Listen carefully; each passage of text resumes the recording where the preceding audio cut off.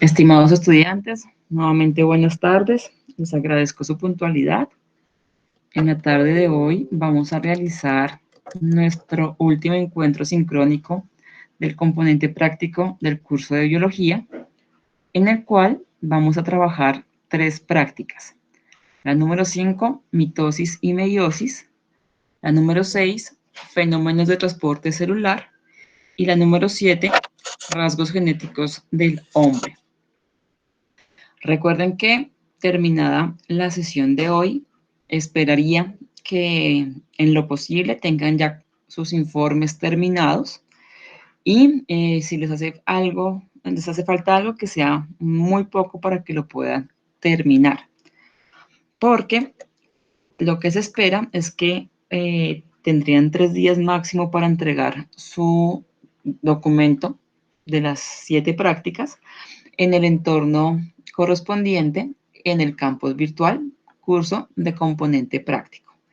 Entonces, les pediría el favor que presten mucha atención a la explicación de estas 3 prácticas, que aprovechemos el encuentro sincrónico para resolver inquietudes que tengan con respecto a los informes, para que ojalá puedan entregarlo el día de hoy o más tardar, como les digo, el 10 de noviembre. Entonces, iniciemos. Práctica 5 tiene que ver, como os decía, con mitosis y meiosis. Vamos a ver primero unos conceptos claves para entender un poco mejor qué es la mitosis y la meiosis. Y ya después de esto, nuevamente revisamos el protocolo para saber qué es lo que deben desarrollar en el informe. Entonces, dentro de los conceptos claves, pues encontramos el ADN, que es la estructura principal donde se encuentra la información genética de un ser vivo. Dependiendo de la especie que estemos trabajando, pues tiene este ADN diferentes números de cromosomas. Eso hace que se diferencie una especie de otra. El ADN es una molécula de doble hélice donde está unida una cadena a la otra gracias a unos nucleótidos que ya habíamos visto en la tarea 3, adenina que se complementa con timina, citosina con guanina y así recíprocamente. Este ADN, como les digo, es helicoidal, pero siempre se empaqueta, es decir, se condensa en los cromosomas. Les contaba hace un momento que los cromosomas o la cantidad de cromosomas que tenga una especie es la que la va a diferenciar de otro. En el ejemplo, para nosotros los seres humanos, poseemos 23 pares de cromosomas, es decir, 46 cromosomas en la mayoría de nuestras células. Cuando hablamos de células animales, dentro de ellas también hay otra clasificación, que la podemos denotar como células somáticas o como células sexuales. Las células somáticas son todas aquellas que poseen esos 23 pares de cromosomas o 46 cromosomas en su totalidad. Permítanme un segundo.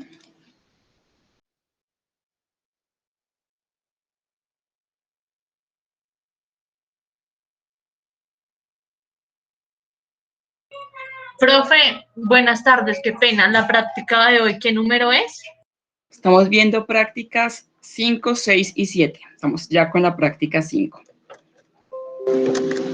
Entonces, células somáticas son todas aquellas que poseen esos 23 pares de cromosomas, en total 46 cromosomas. Son células que encontramos, por ejemplo, en las células sanguíneas, células epiteliales, musculares, secretoras, cartílagos, adiposas, nerviosas o las células óseas. Es decir, la gran mayoría de nuestras células son células somáticas. Y las otras células son las sexuales, que para el caso de los animales es óvulo y espermatozoide. En este caso, la cantidad de cromosomas que tienen cada una de estas células son 23 cromosomas. Es decir, la mitad de la información que tienen las células somáticas. ¿Por qué esta diferencia? Pues porque recuerden que cuando se une un óvulo con un espermatozoide, cada uno va a tener 23 cromosomas. Al unirse a la otra célula, esa nueva célula que se va a llamar cigoto, va a presentar la unión de estos cromosomas y en su totalidad va a tener 46 cromosomas. 23 del padre y 23 de la madre. Entonces, esa es la diferencia que hay en nuestras células animales. Somáticas, la gran mayoría. Células sexuales, solamente óvulo y espermatozoides. Estos últimos solamente tienen la mitad de la información genética, en este caso, de un ser humano.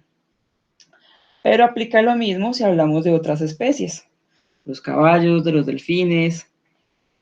Estaríamos hablando de la misma información. Ya aclarando esto, empezamos ya con ese concepto de ciclo celular y reproducción celular.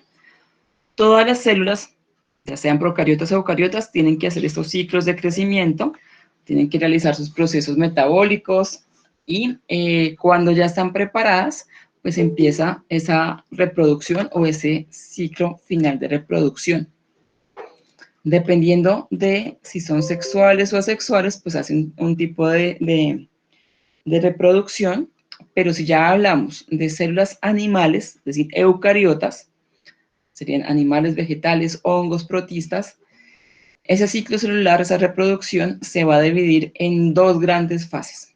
La primera, la interfase, que es la que más se va a demorar, la que tiene un proceso más largo, más preciso, porque de ella depende la replicación, por ejemplo, del ADN, y finalmente iría a la división celular, que es lo que conocemos como mitosis para las células somáticas y meiosis para las células sexuales. Entonces aquí empezamos a ver la diferencia entre mitosis y meiosis. Mitosis únicamente va a darse en células somáticas.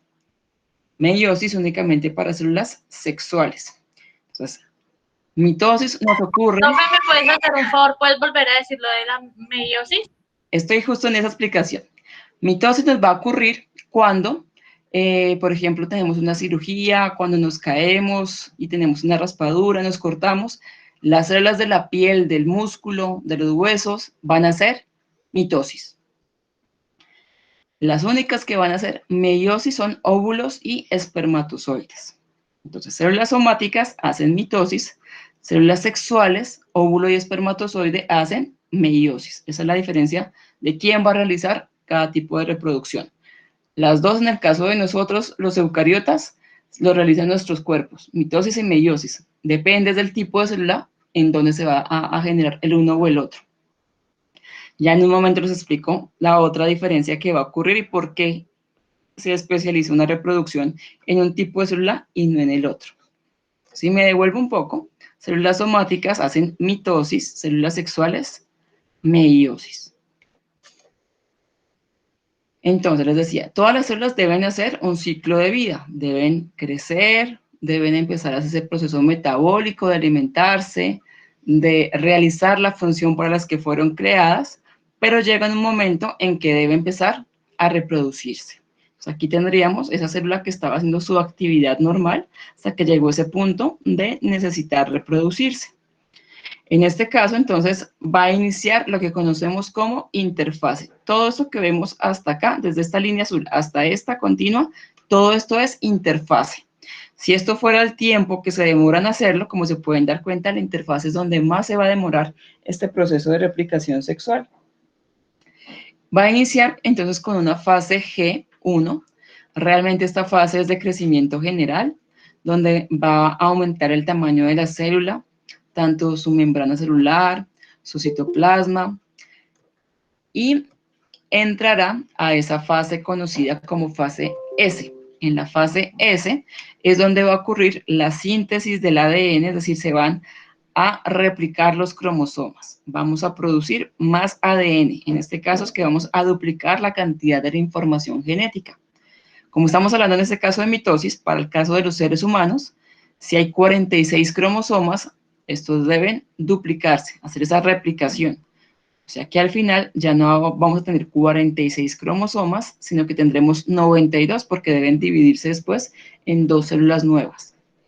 Una vez se ha replicado esa información, pasa nuevamente a una fase G, en este caso G2, que es donde va a continuar ese crecimiento. ¿Crecimiento de qué?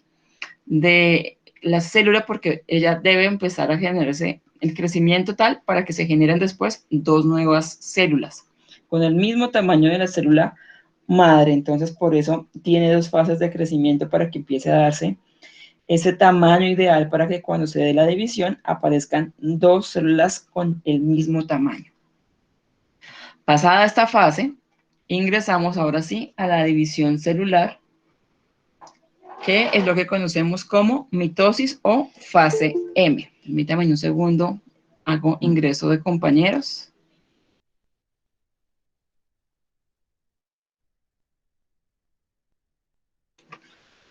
Listo, entonces iniciaríamos mitosis. Entonces, esta es la interfaz de lo que hablábamos hace un momento, que aumentó el tamaño de la célula, ya está duplicado el ADN, los cromosomas ya están duplicados en este caso, y como aumentó el tamaño de la ADN, de la información genética, pues la membrana nuclear va a desaparecer, pues porque no va a resistir esa concentración de ADN que tenemos en este momento. Entonces, por eso desaparece la membrana nuclear.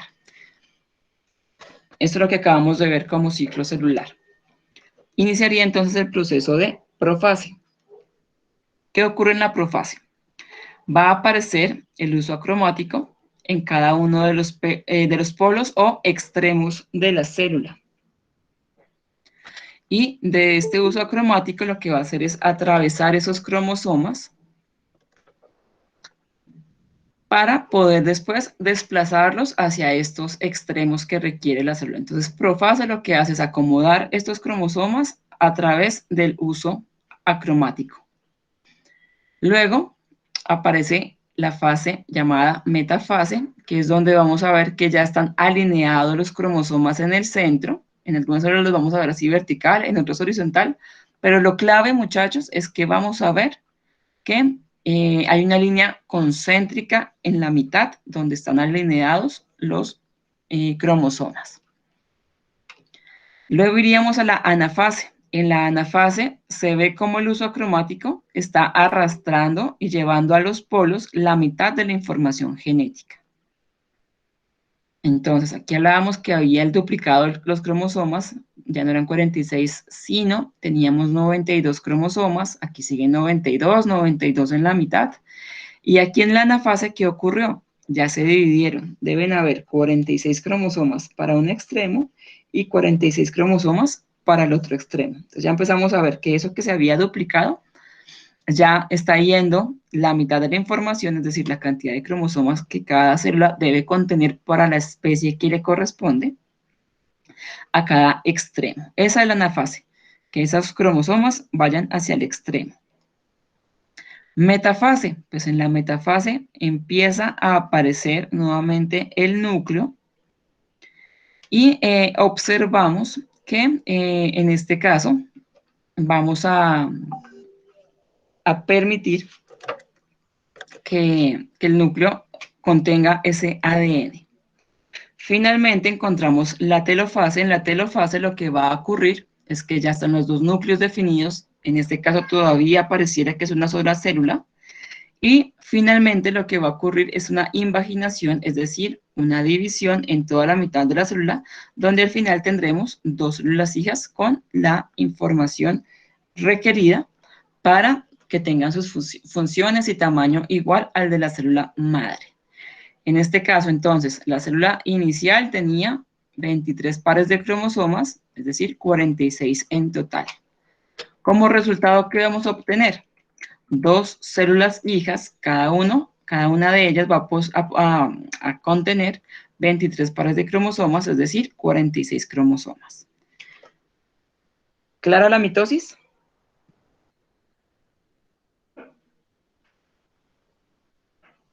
Sí, señora. Sí, profe. Listo. Sí, profe.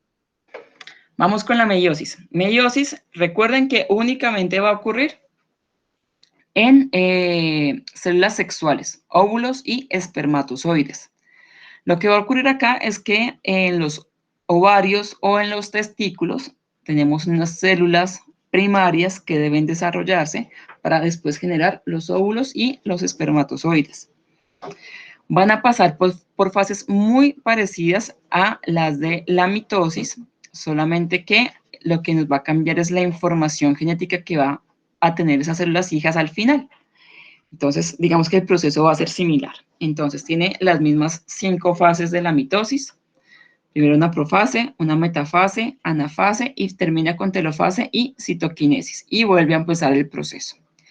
Entonces, igual que hablábamos con la mitosis, estas células deben pasar por un ciclo celular, por ese fase G1 de crecimiento, fase S donde se replica la información genética, fase G2 donde nuevamente ingresa o empieza a crecer nuevamente la célula y iniciaría ya con profase 1 y continúa el proceso. Es decir, que haciendo ese recuento en la profase 1, aquí tenemos igual que se duplicó la información genética. Si teníamos entonces esta célula madre con 23 pares de cromosomas, es decir, 46 cromosomas, en la profase 1 ya esta célula que tenemos en este momento ya no tiene 46, no debe tener 92 cromosomas, porque tiene la información duplicada. Si notamos los colores, tenemos un hilo azul y un hilo rojo. Podríamos decir que el hilo azul podría ser la información que tenía inicialmente y la roja la que replicó la información. Es la misma información, solamente que está replicada. Ya no Profe, ¿qué pusiste 92 cromosomas? Sí, porque estamos hablando que aquí se duplicó la información. Profase 1. Porque De hay estos 46 cromosomas, al duplicarse la información, en este momento hay 92. Ok, gracias. Listo. Esa es la profase 1. También desapareció el núcleo, porque la información pues, no la puede contener él, y pues lo que hace es desaparecer para que se realice el proceso como tal. Y nuevamente empieza a aparecer el uso acromático. Metafase 1, igual que en la mitosis, lo que hace es que este uso cromático va a atravesar estos cromosomas, que como sabemos está duplicada la información, están atravesados por los centriolos que están aquí en todo el centro, conteniéndome la copia y lo que teníamos ya de original de ADN. Y nuevamente, metafase, igual que en la mitosis, me lleva la información a todo el centro. Iría a la anafase, que igual que en la mitosis, en la anafase 1, lo que hace es que la información que estaba duplicada, que había 92 cromosomas, vaya a desplazarse hacia los polos, es decir, a los extremos de la célula.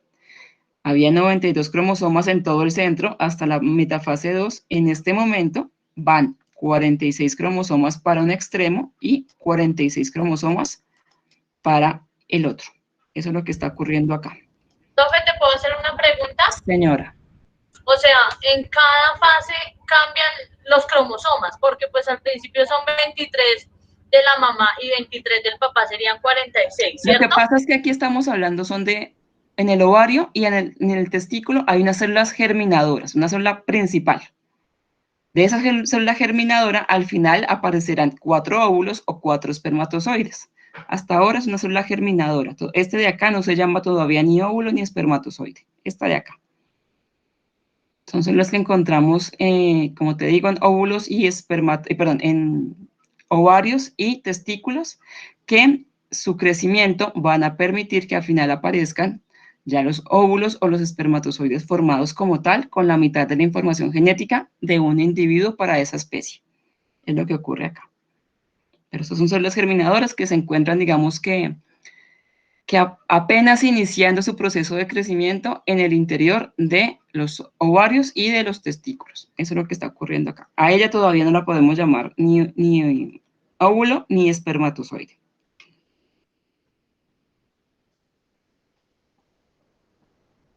Bueno, entonces, si se dan cuenta, ya hablábamos de unas copia y un original de ADN. Una era completamente azul y la otra completamente roja.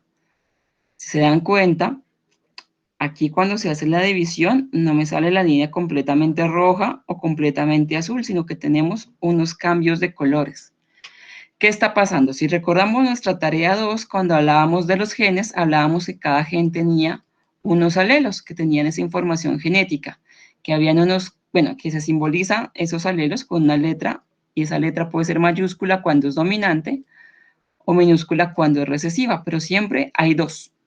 Si las dos son letras mayúsculas, decimos que es un homocigoto dominante. Si las dos son minúsculas, decimos que es un homocigoto recesivo. Y si era la combinación de la mayúscula con la minúscula, era un heterocigoto. Aquí está la información genética de ese nuevo individuo. ¿Pero qué está ocurriendo?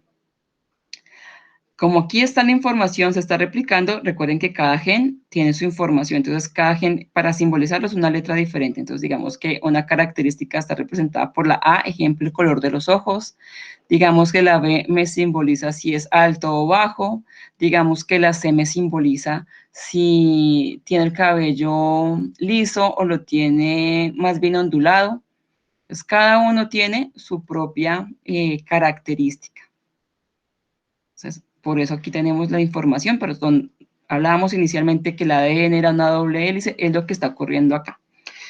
Pero en estas células somáticas lo que ocurre es que cuando se da esta división, pues no se separa completamente así en la mitad, así tan riguroso. ¿Qué ocurre? Pues está la información genética de ese individuo, pero cuando se da esta división, voy a cambiar un poco de color para que alcancemos a denotarlo, puedo tomarme este alelo hablábamos que sea el del color de los ojos, pero coge el alelo recesivo para la altura, coge en este caso el dominante para la forma del cabello y forma, ahí sí no importa, aquí toma este para la información, ejemplo, de si tiene la nariz más ancha o más perfilada. Entonces, estamos hablando del mismo individuo, pero como estamos empezando a hacer esa división, pues aquí puede tomar un alelo de uno o de otro. Pues, finalmente, era la información que tenía ese individuo en sus características, era lo que les había dado a sus papás.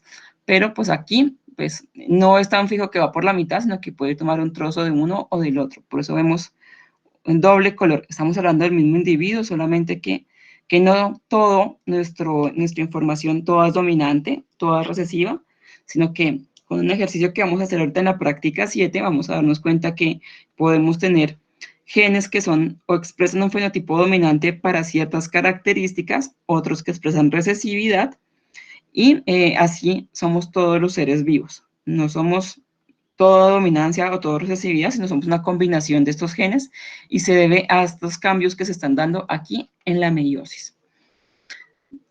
En anafase, entonces, lo que hace es que la información genética ya dividida va a los extremos, a los polos, va a la telofase, donde nuevamente va a aparecer el núcleo, que es lo que esperaríamos. Aquí realmente no es que aparece tanto el núcleo, sino que la información genética se va a concentrar bien en los extremos de esas nuevas células y iniciaría una citoquinesis, es decir, la división en la mitad de estas nuevas células. Aquí ya de esta célula germinadora inicial aparecen dos nuevas células que tenemos aquí. Cada una de ellas tiene 46 cromosomas.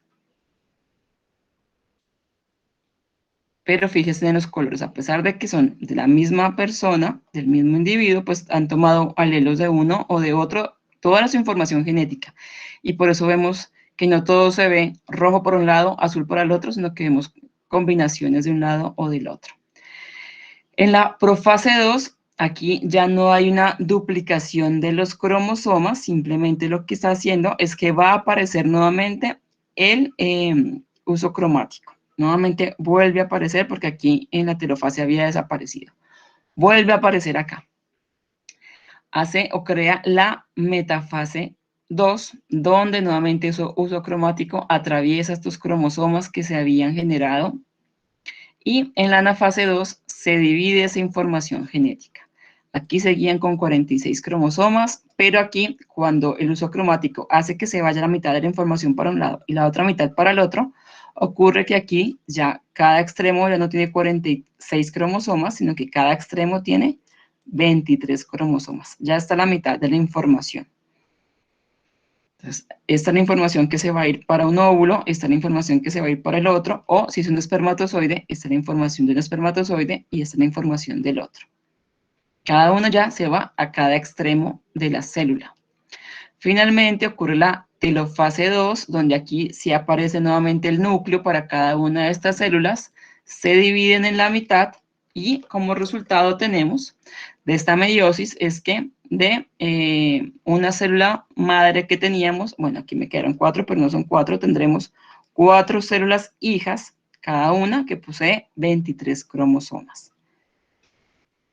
Importante que veamos esto de que aunque sean células del mismo individuo, sí hay cambios en sus genes. Por esto, cuando tenemos hermanos, vamos a encontrar que tendremos rasgos muy parecidos o podemos ser muy diferentes a ellos, pues debido a que sea el mismo papá y la misma mamá, pues en nuestros genes esa información se ha repartido entre sus óvulos y sus espermatozoides. Les doy ejemplo en mi caso, yo soy la mayor de 3 hermanos. Si nos ven a los 3 somos muy parecidos, nos parecemos mucho, pero hay diferencias. Entonces, por ejemplo, en la forma de los ojos con mi hermano menor tenemos una forma más almendrada. Mi hermana de la mitad es más ojos redondos.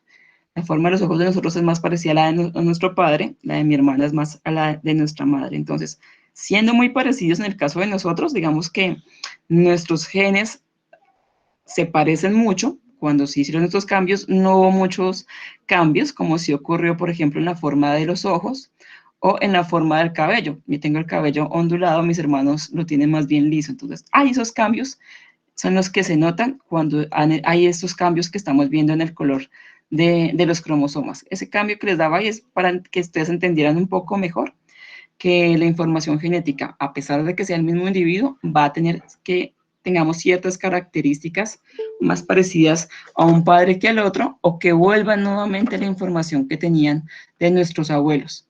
Aquí es donde ese cambio va a ocurrir. ¿Preguntas hasta acá?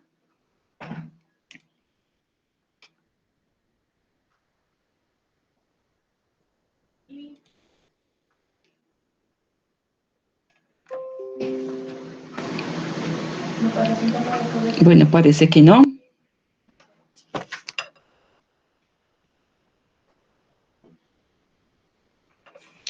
Bueno, aquí les estoy presentando nuestra práctica 5, mitosis y meiosis. Entonces tiene la misma estructura que habíamos visto con anterioridad.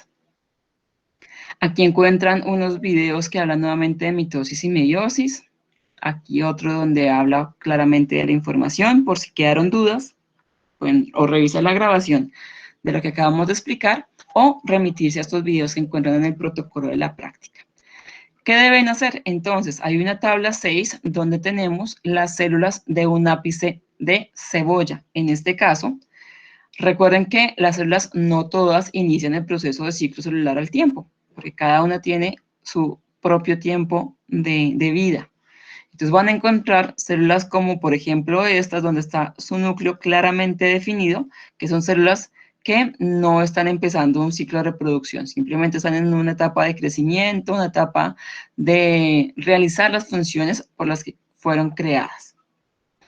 Pero es importante entonces que ustedes revisen esas células que están señaladas con esas flechas y que por favor le coloquen el nombre de la fase en la cual se encuentra. Entonces revisen muy bien cómo está el núcleo, la información del ADN, si está en la mitad, si está yendo más bien a los polos, si está el doble núcleo, bueno, colocar si están en profase, metafase, anafase o finalmente en la telofase. Eso es lo que deben colocar acá. O también está la interfase, señora. O sea que ahí nos tocaría ponerlo de profase, anafase, Sí, señora. ahí. Sí, señora. Acá es poner esos nombres. Revisar muy bien la imagen. Y finalmente contestar estas 5 preguntas que hablan sobre mitosis y meiosis.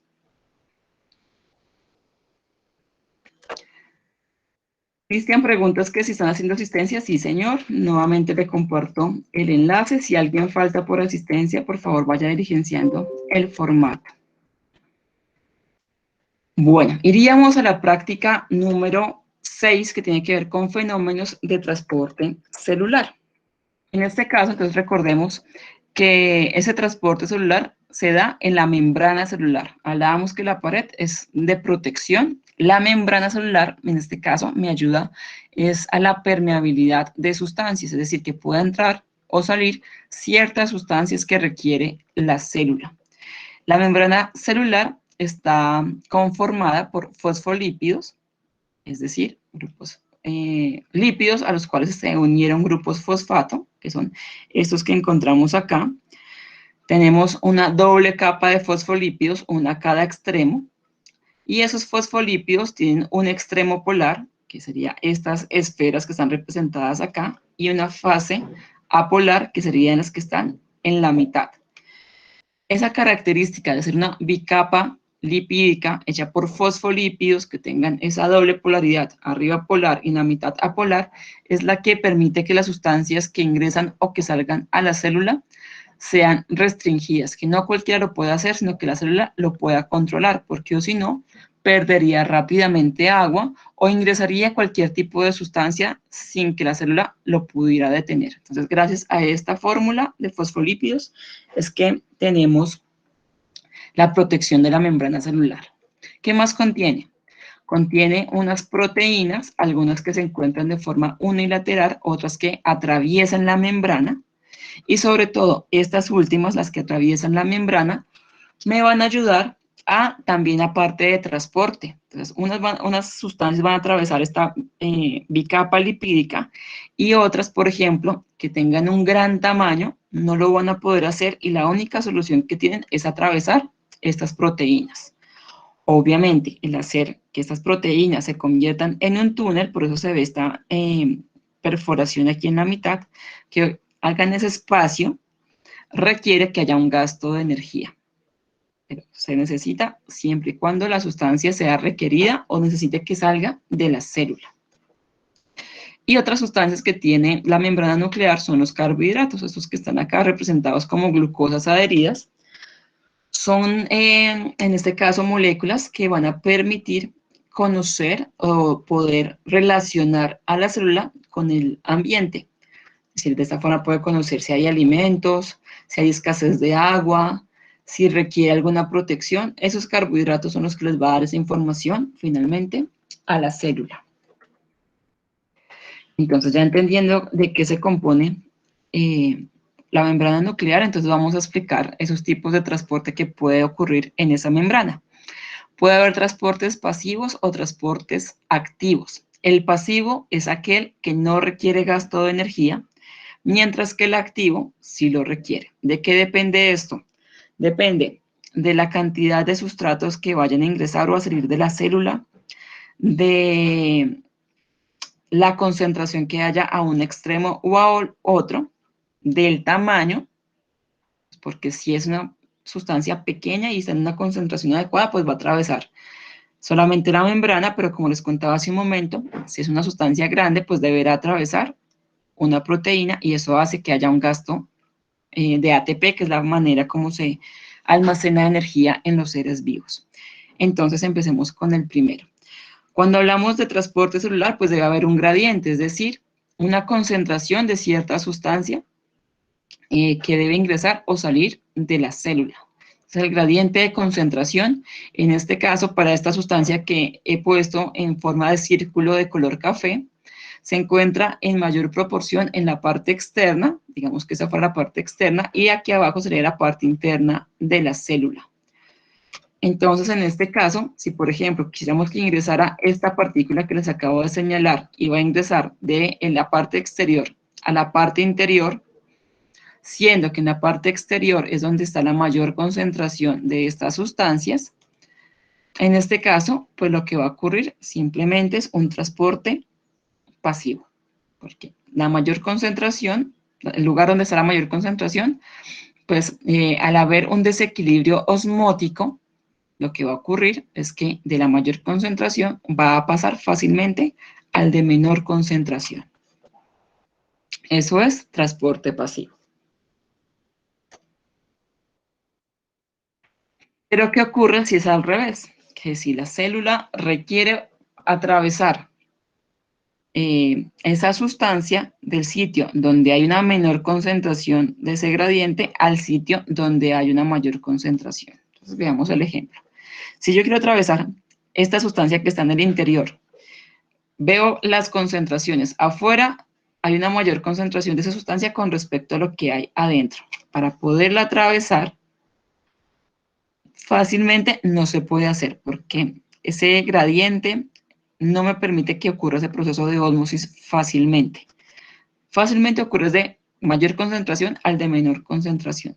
Pero el de menor concentración al de mayor concentración va a requerir que haya un gasto de energía. Como les contaba hace un momento, ese gasto de energía tiene que ver con ATP. Requiere que haya un gasto de energía para que de donde hay una menor concentración pase fácilmente este gradiente hacia donde está la mayor concentración. Ahí ya hay un gasto de energía. He hablado de ósmosis, entonces recordemos qué es la ósmosis. Es ese tipo de transporte celular que permite el paso de agua o de sustancias muy pequeñas a través de la membrana celular, que estaría representada en este caso por esta línea en el medio, de tal manera que facilita el paso de esas sustancias de donde hay una mayor concentración hacia donde hay una menor concentración, de tal manera que al final se busque un equilibrio de concentraciones tanto en la parte externa como en la parte interna. Fíjense, por favor, en esta réplica que tengo acá. Como pueden darse cuenta, tenemos unas esferas azules que estarían representadas por el agua y unas esferas rojas que estarían representadas por una sustancia. Ejemplo, un azúcar, por la sal. Si comparamos la parte externa con la parte interna, en la parte externa hay una mayor concentración de estas sustancias rojas con respecto a la parte interna. ¿Qué va a ocurrir con la ósmosis? Pues debe compartir las sustancias de un lado al otro hasta que lleguen al equilibrio. ¿Cómo hace eso? Pues de la parte externa hay una mayor concentración de estas partículas rojas. Debe atravesar la membrana para que lleguen al interior y en los dos extremos tengan la misma concentración de esas sustancias. Pero no solamente va a pasar esas sustancias, también debe atravesar el agua. El agua son estas partículas azules que estamos viendo. En la parte externa, como había mayor cantidad de partículas rojas, pues hay una menor cantidad de agua. ¿Qué va a pasar? Pues de la parte interna, como hay más agua, debe atravesarla para que en la parte externa le dé agua. Es decir, de ambos lados va a haber intercambio de una sustancia o de otra para que al final tengan la misma concentración. Este cambio no siempre va a ser beneficioso para la célula, pero es una manera que tiene pues para poder facilitar el transporte en el interior o el exterior de la célula. Ya les voy a mostrar qué le puede pasar a la célula cuando hay un exceso de concentración con respecto a lo que era normal para ella o cuando la concentración disminuye con respecto a ese equilibrio que les estoy hablando. Entonces, aquí tenemos representadas tres células, tanto su parte interna como su parte externa. La parte interna está representada por el color azul, la parte exterior por un color rosado, y esta línea gruesa de color amarillo sería la membrana celular. En los tres casos vemos lo mismo. Aquí en el centro les estoy mostrando una célula cuya concentración, tanto en la parte interna como en la parte externa, está en equilibrio. Un equilibrio que es ideal para la célula. La mayoría de células, en este caso, requieren que esa concentración sea de 0.9%. 0.9% de concentración de sal, 0.9% de concentración de azúcar. Un ejemplo más claro, si alguna vez han estado hospitalizados o algún familiar lo ha hecho, y deben aplicarle suero fisiológico, si ustedes revisan muy bien esos empaques, les va a decir que es una concentración de 0.9% de solución salina.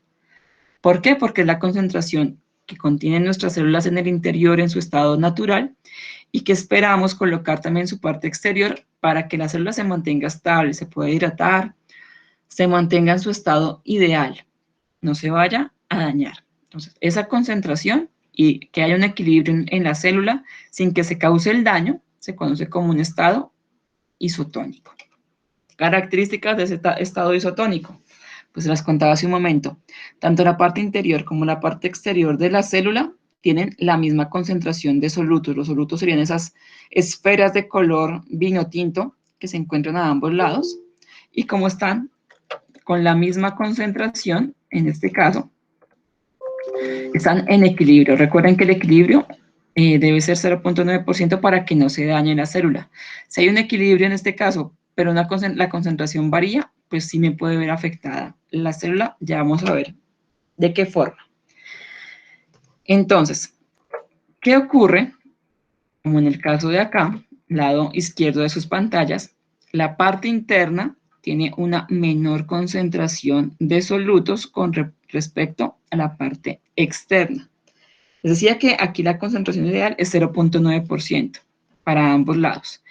Este ejemplo que les estoy diciendo es cuando, por ejemplo, adicionamos una solución salina, una concentración muy alta de sal o de azúcar, que sea superior al 0.9%. Cuando hablo superior es que ya estoy hablando de más del 1%. Entonces, por ejemplo, que estoy hablando del 1.2%, del 2%, 4%, 10%. Todo eso obviamente es mucho mayor al estado ideal, 0.9. Entonces, ¿qué pasa si la parte exterior tiene una mayor concentración de solutos con respecto a la parte interior? Les contaba hace un momento que lo que va a hacer la célula es buscar el equilibrio. Va a mover solutos y agua de ambos extremos hasta que lleguen a un equilibrio. Entonces, en la parte externa, como podemos ver en la imagen, hay una mayor concentración de solutos. Para llegar al equilibrio en la parte interna y la parte externa, pues deben atravesar estos solutos al interior de la célula hasta que en ambos lados tengan la misma concentración. Igual va a pasar con el agua. Esos espacios en azul que vemos en su mayoría en la parte interior, pues también debe atravesar la membrana hacia el exterior hasta que en ambos lados tenga la misma concentración. Este es el agua, va a atravesar al otro lado, y los solutos también hasta que lleguen al equilibrio de la concentración que posee el interior y el exterior. Es un estado hipertónico. Hipertónico, recuerden, cuando la parte externa tiene una concentración mayor con respecto a la interna. ¿Qué pasa cuando es al revés? Cuando la solución en la parte externa tiene una menor concentración. ¿Menor con respecto a qué? A este 0.9%. Estoy hablando aquí del 0.8%, 0.5%, 0.4%, todo lo que sea menor a 0.9%. En este caso, en la parte externa se va a conocer como una solución hipotónica. ¿Qué ocurre? Pues nuevamente debe haber un intercambio de partículas en ambos lados hasta que ocurra un proceso de equilibrio.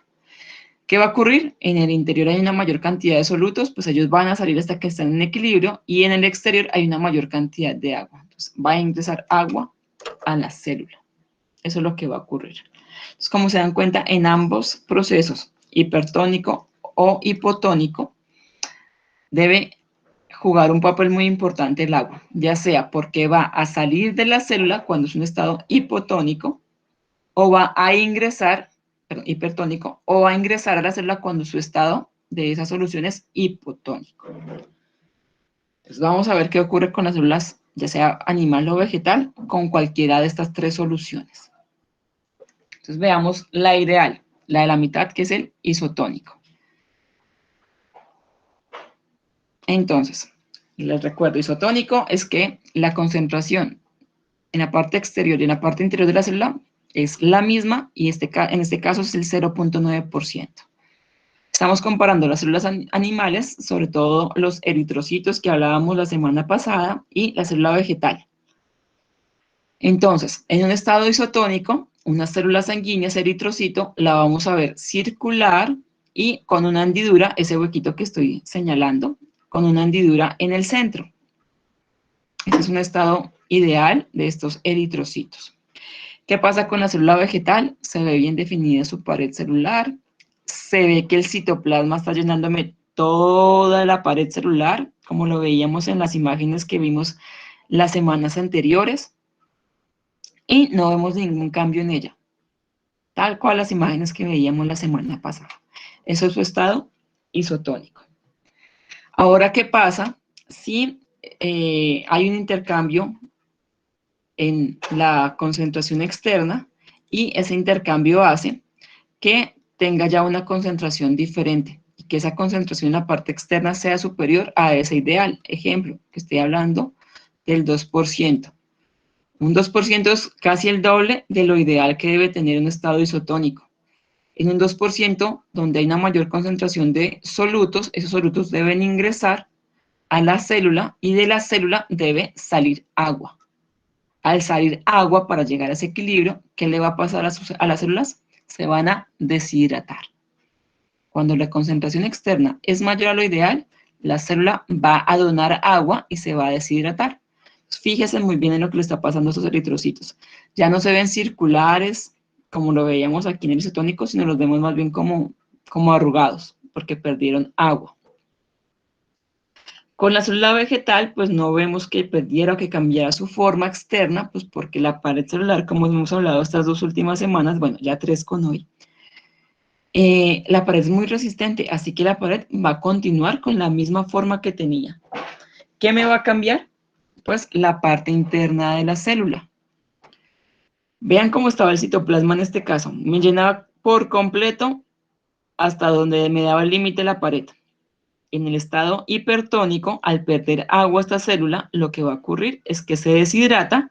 En la pared no vemos el cambio, pero sí en el citoplasma, porque ha reducido su tamaño. Entonces vamos a ver espacios entre la pared celular y lo que ahora es el citoplasma. Se ven esos espacios claramente. Ahora, ¿qué pasa si la célula la expongo a una solución hipotónica? Recuerden que hipotónica es menor al 0.9%. Ejemplo, que esta solución fuera del 0.5%.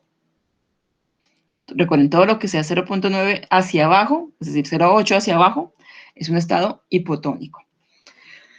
En la parte externa hay una menor concentración de solutos, así que lo que va a ocurrir es que van a salir solutos a la parte externa, pero hay más agua en la parte externa con respecto a la parte interna. Así que va a ingresar agua a la célula.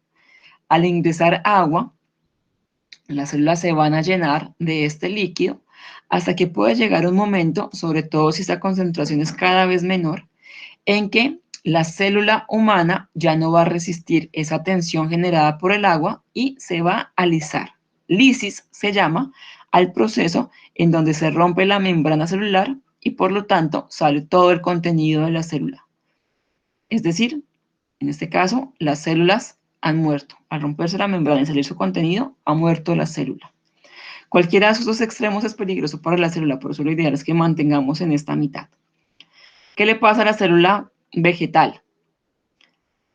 La pared le va a dar todavía mucha rigidez, pero se alcanza a denotar nuevamente, si esta concentración cada vez es más bajita, entre más bajita, vamos a ver que va a haber una mayor cantidad de agua y va a perder cierta forma. No se va a ver tan rectangular, sino que vamos a ver algunas formas más curvas en los extremos, porque ha ingresado agua. La pared celular, como se pueden dar cuenta, le da muchísima protección a estas células vegetales, que no tenemos las células animales, por eso somos más frágiles nosotros que los mismos vegetales. ¿Clara esta parte de qué es lo que ha ocurrido? Sí, profe. Listo. Ejemplo del hipertónico. No sé si lo han hecho ustedes, han visto a sus mamás, esposas, novias hacerlo. Bueno, hay también hombres que lo hacen. Por ejemplo, cuando van a preparar una mermelada, que tienen azúcar y tienen fresas o mora. Si uno le coloca a estas frutas el azúcar, inicialmente se nota claramente que es azúcar y que es fresa. Si lo dejamos pasar unos 5 minutos, vamos a darnos cuenta que el azúcar parece que se estuviera humedeciendo. Pasados unos 10-15 minutos, vamos a ver que prácticamente el azúcar ya no se ve sólida, vemos una gran cantidad de líquido y las fresas ya, o la mora ya no se va a ver con esa textura o forma más rígida, sino que vamos a ver que se ve ya como si fuera un poco más madura, que se ha deshidratado. En ese caso lo que ocurrió es que le pusimos una solución hipertónica, exceso de azúcar, al exterior de la fresa. Y recordemos que la fresa pues, también tiene células vegetales, pero esa gran cantidad de azúcar que hemos puesto pues hizo que esas células perdieran agua y ese es el agua que le estábamos viendo que estaba humedeciendo al azúcar. ¿Qué es lo que ocurrió? Las células de la fresa han recibido una gran cantidad de azúcar, pero perdieron agua. Ejemplo con la sal. Si comemos muchas palomitas con exceso de sal, vamos a sentir que la boca empieza a deshidratarse, pero también sentimos que hay una mayor cantidad de saliva. ¿Qué ocurrió? Esas células escamosas que vimos hace 15 días han perdido agua, y esa agua es la que sentimos que hay una mayor saliva en nuestra boca. Pero esa sensación de secación, de que hemos sido deshidratados, es cierta, porque esas células perdieron agua. Es un ejemplo de ese estado hipertónico. Voy entonces ahora a mostrarles nuevamente nuestra guía de laboratorio para que sepan qué deben hacer en este caso. Entonces, en nuestra guía de la práctica 6 van a encontrar imágenes de diferentes células, pero sobre todo es una célula vegetal y una célula animal, que han sido expuestas a diferentes concentraciones. Pueden ser hipertónicas, hipotónicas o una solución ideal isotónico. Van a encontrar cualquiera de esas tres. Les pido el favor que, como hicimos con las anteriores, por favor amplíen la imagen, revisen muy bien o comparen si quieren con las imágenes que habíamos visto con anterioridad, cada una de ellas. Y por favor, en la columna de la derecha den una descripción. ¿Qué es la descripción? Ustedes pueden decirme qué tipo de solución creen que está en este momento alrededor de esta célula. Entonces, profe, veo que en este caso la célula ha sido expuesta a una solución isotónica porque veo que mantiene la misma forma ideal que tiene una célula vegetal. O la célula ha sido expuesta a una solución hipertónica porque se evidencia que el citoplasma de cada célula ha reducido su tamaño porque ha perdido agua. Si es al revés, la concentración a la que fue expuesta es hipertónica, se evidencia porque la célula ya no se ve completamente recta, sino se ve un poco más redonda, al ser una célula vegetal, que debería ser recta, significa que ingresó agua a su interior. Entonces, explicar qué es lo que está ocurriendo en el interior de esas células y a qué tipo de solución ustedes creen que fue expuesta, isotónica, hipertónica o hipotónica. Y contestar estas preguntas que están acá, explicar la diferencia entre transporte activo y pasivo, que también se las acabé de dar, y explicar los mecanismos moleculares de transporte activo a través de las membranas biológicas. ¿Preguntas de esto, muchachos? Profe, ¿yo te podría pedir un grandísimo favor? Señora. Es que nosotros estamos con otros, bueno, yo estoy con otros dos compañeros, como en la primera sesión usted dijo que podíamos hacerlo el día 3. Entonces, pues yo escogí lo de la mitosis y meiosis. ¿Será que usted me puede mostrar un momentico y yo tomarle una captura de pantalla a la parte de donde va las... Ay, se me fue el nombre. ¿Esta? No, la otra antes. Ah, no, mucho antes. Es de la primera, de la meiosis y mitosis, donde están como las fases. Bueno, eso lo hacemos entonces ya al final, lo hacemos al final, ¿para qué? Ok, gracias. Listo, muchachos. Con respecto al transporte activo, pues les contaba hace un momento que pues sí requiere un gasto de energía y pues tenemos diferentes tipos de transporte activo. Por ejemplo, una bomba de sodio y de potasio, donde se requiere de estas dos sustancias para que permita la entrada de otras. O necesitamos que haya una sustancia que se adhiera a aquellas que requerimos que atraviese la membrana, y en este caso, adicional a que haya un gasto de energía para que haya una apertura en las proteínas y permitan ese ingreso o salida de sustancias al interior de la célula. Finalmente, entraríamos a nuestra práctica número 7, que tiene mucho que ver con mitosis y meiosis, y adicional a eso, con la tarea 3, con la que ustedes entregaron hace 8 días. Entonces, hagamos un repaso rapidito de esa información, porque esa es la que tienen más fresca, digamos que esos términos que hemos trabajado, que vamos a trabajar. Entonces, recordemos que cuando hablamos de genética, hablamos de fenotipo y de genotipo. Fenotipo, estamos hablando de aspectos físicos. Ejemplo, el color de los ojos, la forma de la nariz, el color del cabello, lo que hablábamos hace un momento en mitosis y meiosis, la altura, si es alto, si es bajo, la forma del cabello, si es ondulado, si es liso. Entonces recuerden, fenotipo por la F es la parte física. Siempre en mis explicaciones digo eso. Recuerden, F de físico, F de fenotipo. Genotipo, me hablas de esos genes, de cómo se formaron esos genes. Y por lo que vimos en mitosis y meiosis, recuerden que esos genes siempre están compuestos por dos alelos, dos letras. Y que esas letras, que es la forma como se ha simbolizado esos alelos, son o se simbolizan mayúsculas cuando ese alelo es dominante. Y se simbolizan con una minúscula cuando esos alelos son recesivos. Recuerden que la dominancia no es que sea el más fuerte, sino es lo más común para cierta comunidad, cierta población. Y esto tiene también que ver no solamente con la parte genética, sino también con adaptaciones que se han dado al ambiente donde se encuentran. Ejemplo, para eso sí necesito que me ayuden ustedes. Si hablamos de la población colombiana, ejemplo, el color de los ojos, ¿cuál es ese color de ojos dominante, el más común? ¿Los ojos oscuros o los ojos claros? Los oscuros.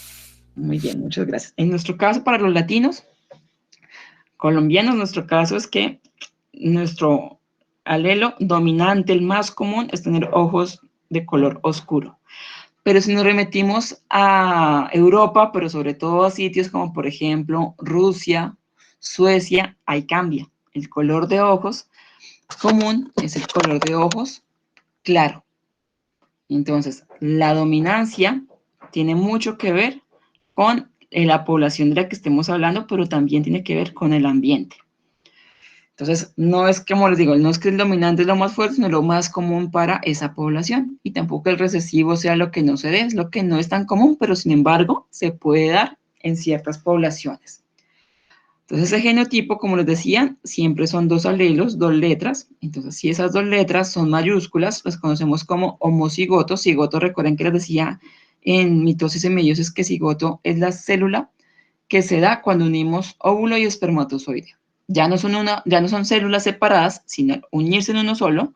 Esa fundición de sus genes se conoce como cigoto.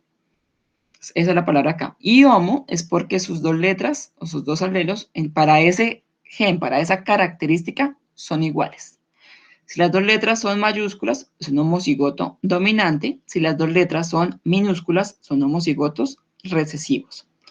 Pero si hay una letra mayúscula y una letra minúscula, se conocen como heterocigotos. En este caso, en la parte de heterocigotos, aunque aparecen las dos letras, dominante y recesivo, lo que se va a ver en el fenotipo generalmente es ese alelo dominante. Entonces, como se acaban de dar cuenta, la información es lo que veíamos en la tarea 3.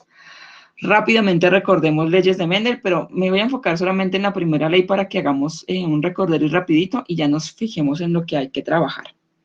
Entonces, Mendel hizo un estudio con muchas plantas para verificar cómo crecían y qué cambios habían si hacía combinaciones entre diferentes familias. Entonces, la primera combinación que él logró hacer fue mezclar dos razas puras, es decir, en este caso, plantas de alberjas que siempre tenían semillas de color amarillo, sus generaciones no se mezclaban con otras, sino con plantas de la misma característica y finalmente sus hijos serían iguales a ellos. Así que mezcló esas dos razas que digamos que se conocían como razas puras, que para este caso tenían una dominancia para el color amarillo y una recesividad para el color verde. Siempre hay dos alelos, como eran razas puras, el color dominante era un homocigoto dominante, y para el color verde su genotipo era un homocigoto recesivo. ¿Qué hizo él? Pues su combinación, después vino Punet a revisar esos estudios y se creó este cuadro que tenemos acá.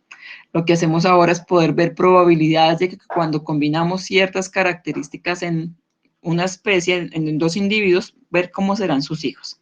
Entonces recordemos que en la parte superior, la primera fila, colocamos la información de uno de los padres y en la primera columna la información del otro. De tal manera que, por ejemplo, para este caso voy a colocar la información de esta característica en la parte de arriba y de el padre, que somos cigoto recesivo, aquí en la columna. Y en la mitad lo que hacemos simplemente es el cruce de la información de estos alelos. Entonces tenemos que el cruce aquí es dominante con recesivo, siguiente, para este caso es igual, para los otros 4 cuadros es el mismo. A partir de esta información, de esta probabilidad que estamos viendo, pues podemos sacar la información del fenotipo y del genotipo. El fenotipo, recuerden que es la parte física, y genotipo es la parte de los alelos, de cómo están formados. Para este ejemplo, hay 2 fenotipos, amarillo y verde, y para el genotipo, pues podríamos hablar por la forma como salieron los hijos, o cómo serían, o cómo está establecida la información de los padres. Entonces, miremos. Si estos 4 son heterocigotos, ¿de qué color serán estas semillas? Dominante es amarillo, verde es recesivo. Siendo heterocigotos, es decir, mayúscula y minúscula, ¿de qué color saldrían estos hijos? Amarillos. Sí, señor. Mario, muy bien. Sí, señorita, amarillo. Aquí los 4 serían amarillos. Son heterocigotos, pero entre los 4 tienen el mismo genotipo y tendrían el mismo color, amarillo. Entonces, en cuanto al fenotipo, podríamos decir que 4 de estas 4 serían amarillos o el 100% serían amarillos.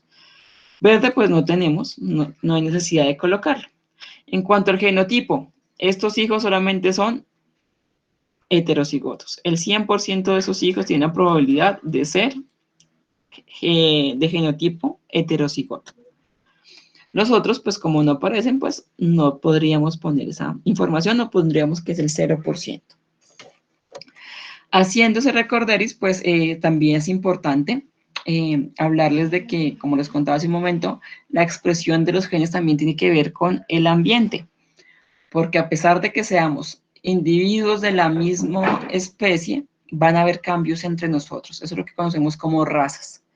Aquí tenemos nuestro oso de anteojos, que está en este momento como una especie vulnerable, a punto también de desaparecer por la caza que se ha originado sobre ellos, porque hemos destruido los páramos, que es su hábitat natural.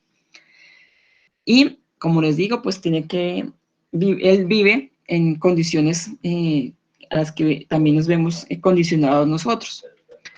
Debido a esas condiciones que tenemos, el pelaje que él tiene es de color oscuro. Este color oscuro le permite también camuflarse, es un mecanismo de defensa contra el enemigo, contra especies que lo pueden cazar, y de esta forma va a camuflarse muy bien con los frailejones o con árboles, o también lo podemos encontrar en los bosques nublados. Entonces, al ser oscuro, pues va a asimilar un color similar y a un color parecido, y de esta forma se protege. Oso polar. Los dos son osos, pero en este caso, esta raza de oso polar, su pelaje ya no es oscuro, sino es claro. También es una forma, un mecanismo de defensa. Ahora, ¿a qué se quiere parecer? Al color del hielo. ¿Para qué? Pues también para que no lo vayan a cazar, o para que en este caso, más que para que lo cacen, en este caso, él lo que haría es una forma de ocultarse para que su presa no lo vaya a encontrar. En ambos casos, el ambiente influyó bastante. Es una forma también de evolucionar y de adaptarse a ese ambiente en el que estamos creciendo. Entonces, es importante que tengamos eso, que no solamente tiene que ver con la información genética, sino también el lugar donde hemos crecido, que nos va a dar ciertas características para poder adaptarnos a ellas. Ahora, entonces, sí vamos a nuestra práctica 8. Entonces, van a encontrar ciertas características, realmente 7 características, donde ustedes y además su grupo van a colocar a cuál de ellas ustedes, pues, su físico hace parte. Entonces, por ejemplo, la primera de ellas es que tengan, o que puedan o no puedan enrollar la lengua. Entonces, en este caso, enrollar la lengua es que se vea esta forma de U. Mi consejo es que para hacer esta práctica utilicen un espejo, pues uno se conoce, pero a veces con el espejo no puede identificar mejor qué característica tiene. Entonces, si nos remitimos a nuestra práctica 7, van a encontrar esas características acá. Entonces, la primera es la de la lengua enrollada, y hay una imagen también que les muestra esa incapacidad para enrollar la lengua. Lo que les digo, no es que una cosa sea buena o mala, simplemente son nuestros genes y una cosa es lo común y otra cosa es que no es tan común, pero no es nada que sea bueno o malo. Vamos a darnos cuenta al final de esto, lo que les contaba con la mitosis y la meiosis. No somos 100% para los genes dominantes, 100% recesivos. Tenemos diferentes cambios porque ya vimos qué pasa en la meiosis. Yo puedo tener la lengua enrollada y mis hermanos no poderlo hacer. Es porque nuestros genes, a pesar de que tengamos el mismo papá y mamá, han tenido ciertos cambios en el proceso de meiosis. Entonces es importante acá tener en cuenta la característica que me están hablando y la letra que me están diciendo o indicando para esa característica. En este caso me dicen que poder enrollar la lengua sería una U mayúscula porque es el gen dominante. Así que si es el gen recesivo, es decir, la incapacidad para enrollar la lengua, pues sería una U minúscula. Siguiente es el lóbulo de la oreja. En este caso, el lóbulo de la oreja, en este caso, es que lo que vamos a medir es que es esta parte, que el lóbulo de la oreja esté completamente separada a la cara o que esté unida. Entonces, hay sin necesidad de verse en el espejo, de jalarse un poquito el lóbulo de la oreja y verificar si nuestra oreja está adherida, ese lóbulo está adherido a la cara o está separado.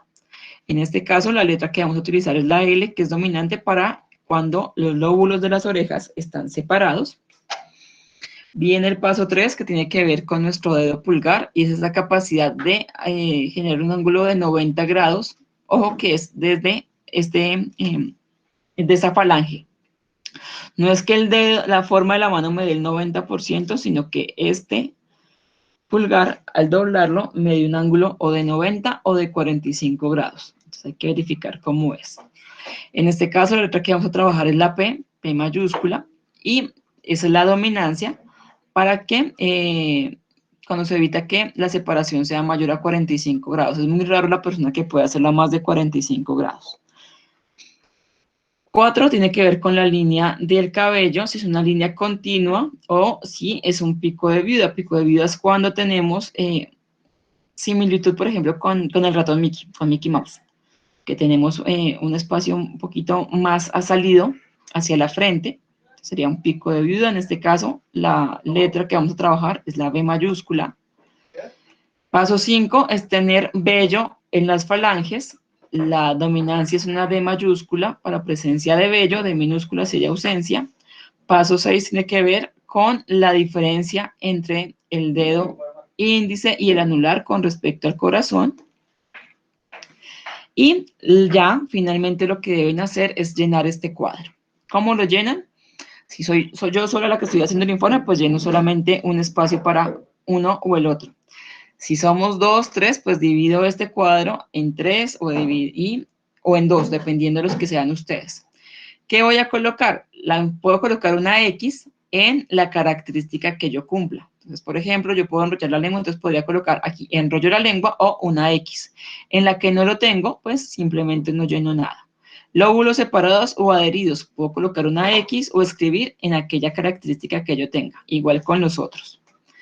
Y donde dice genotipo posible, pues ya que no podemos tener claridad de cómo están nuestros genes o cómo son los genes de nuestros padres, pues sí podemos decir cuál sería ese posible genotipo. Pues aquí está con la U. Entonces, para el dominante, ese genotipo tuvo que haber sido un homocigoto dominante o un heterocigoto para que se exprese físicamente esa dominancia. Si saliera una lengua no enrollada, ¿cómo serían estos genotipos? ¿Quién me ayuda con eso? Para esta lengua no enrollada, que es un genotipo recesivo. Deberían ser las dos U minúsculas. Sí, señora, un homocigoto recesivo. Así es que deben llenar este cuadro. Como pues se pueden dar cuenta, es bastante sencillo. Y ya completar la información con las preguntas que aparecen acá. Y así terminaríamos nuestro Profe, componente ¿me puedes práctico. hacer el favor de mostrarme la imagen que te pedí un momentico, Dame por un favor? segundo, terminamos y te la presento. Vale, gracias. Entonces, muchachos, hoy terminamos nuestro componente práctico, 7 de noviembre. Por favor, aprovechen estas 2 horas y 45 minutos para, en lo posible, terminar estas 3 prácticas. Se dan cuenta, están sencillas, sobre todo esta última. Si falta algo de las anteriores, aprovechen, revisen. Y por favor, suban el documento ya consolidado, ya final, a su aula del componente práctico. Recuerden que no es al del curso normal, sino al de componente práctico, que se ha denominado 2011-01, Biología Componente Práctico, y en el link que dice Componente Práctico Virtual, entrega de la actividad, ahí van a subir ese documento. Así hayan trabajado en grupo, adentro del nombre deben aparecer los 3 que trabajaron, los 2 que trabajaron, pero cada uno debe subirme la información a su aula del componente práctico. Lo ideal es que hoy lo entreguen, pero si por cosas de la vida no logran terminarlo, máximo tienen 3 días para hacerlo según la guía de la actividad, es decir, para ustedes, 10 de noviembre. Entonces, si yo me voy a mi aula, a mi campus virtual, porque hay personas que todavía no lo han hecho, entonces ingresé mi usuario, mi contraseña, busco el curso, en este caso está el de biología y está el del componente práctico. No ingresamos el de biología, sino el del componente práctico. En mi caso, los dos me aparecen pegaditos. Creo que la mayoría de ustedes, este de componente práctico aparece casi al final, aquí donde dice periodo administrativo. Por favor, los que no lo han hecho, búsquenlo. Ingresan a ese aula del componente práctico y les va a abrir las ventanas donde van a encontrar el foro, donde estoy enviándoles los enlaces de cada encuentro, la guía donde van a encontrar los documentos del anexo, la guía y el protocolo, y finalmente este último, que es el que dice entrega la actividad. Ahí hacen clic y ahí me van a subir el documento. En mi caso aparece calificaciones, en el caso de ustedes les da la posibilidad de compartir el documento y enviarlo. Recuerden que fecha máxima dice 10 de noviembre. Aquí aparece otra fecha debido a que hay grupos en que van a terminar o empiezan esta semana o la próxima y esos 3 días se vencen el 29 de noviembre. Pero para nosotros, grupo 20 del curso de biología, el plazo máximo es el 10 de noviembre para poderlo hacer. Entonces, muchachos, manos a la obra. Voy a parar la grabación en este momento.